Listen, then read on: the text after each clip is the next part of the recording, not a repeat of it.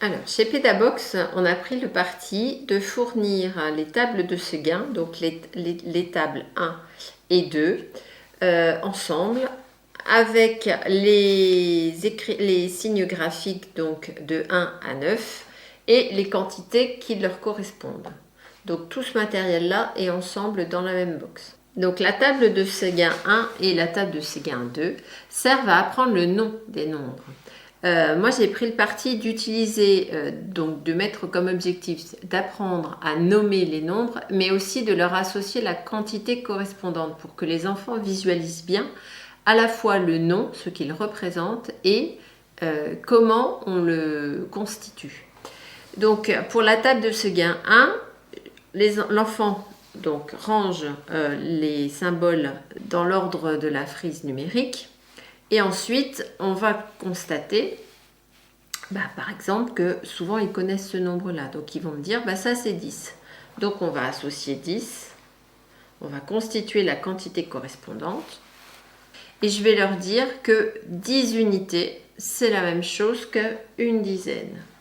Donc si nous les rangeons, mes 10 unités qui sont libres, qui sont indépendantes les unes des autres, on peut les échanger contre une dizaine, c'est-à-dire une barrette avec mes 10 unités représentées, mais elles sont ensemble. Donc on échange les 10 unités libres contre une dizaine. Et on constate qu'on n'a plus d'unité de libre, il y a 0 unité de libre. Donc on peut l'indiquer par le 0. J'ai 0 unité de libre. J'ai par contre une barrette de 10, une dizaine.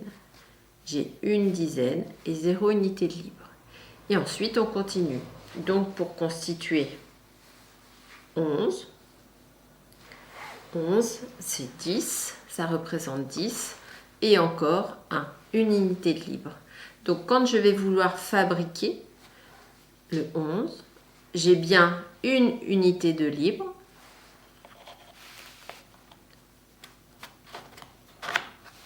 et j'ai une dizaine qui est indiquée ici.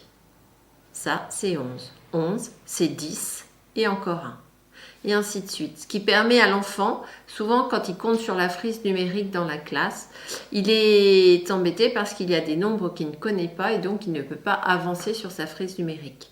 Donc c'est à ce moment-là qu'il me demande que je lui présente cet atelier-là pour apprendre à dire le nom des nombres. Mais on associe aussi la collection pour qu'ils comprennent que 11, c'est 10 et 1 en mathématiques. En français, on dit 11, mais que dans les autres langues, ce n'est pas toujours la même chose.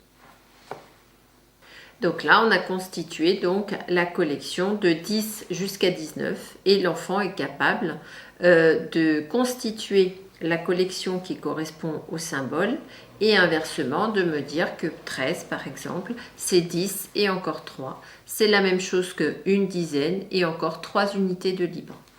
Et effectivement, quand on refait glisser, on voit bien apparaître les 10 qui ont été transformés en une dizaine et mes 3 unités de libre qui sont toujours présentes. Donc quand j'arrive à 19, si je rajoute encore une unité de libre, j'obtiens 10 unités de libre. Donc à partir de là, on utilise le principe de l'échange. J'ai 10 unités de libre, je peux les échanger contre une barre de 10, une dizaine. Donc je prends mes 10 unités, l'enfant les compte et me les donne et je joue le rôle de la banque et je lui échange contre une dizaine. Donc à ce moment-là, on constate qu'il n'y a plus d'unité de libre, j'ai 0 unité de libre et j'ai 2 dizaines. Donc c'est ce nombre-là qui apparaît.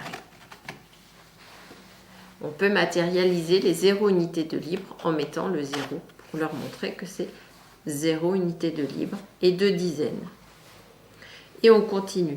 C'est ce qui permet d'apprendre le nom des nombres. 20, 30, ça commence par un 3, 3 dizaines.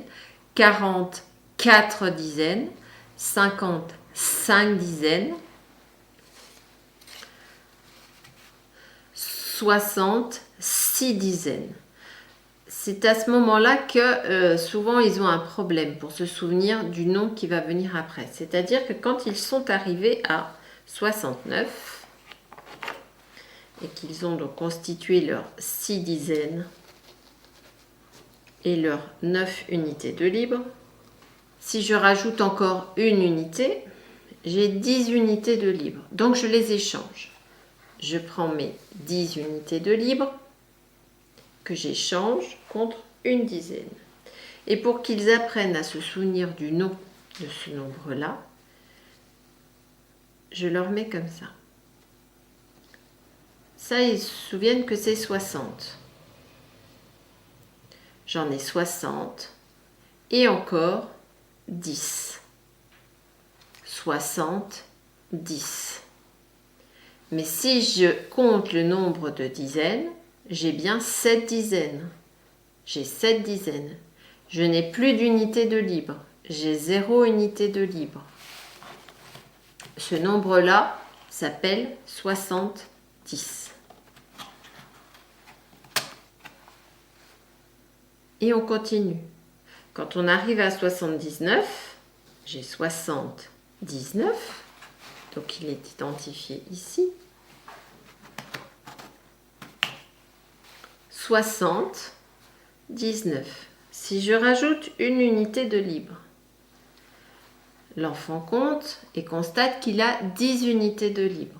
On échange les 10 unités de libre contre une dizaine.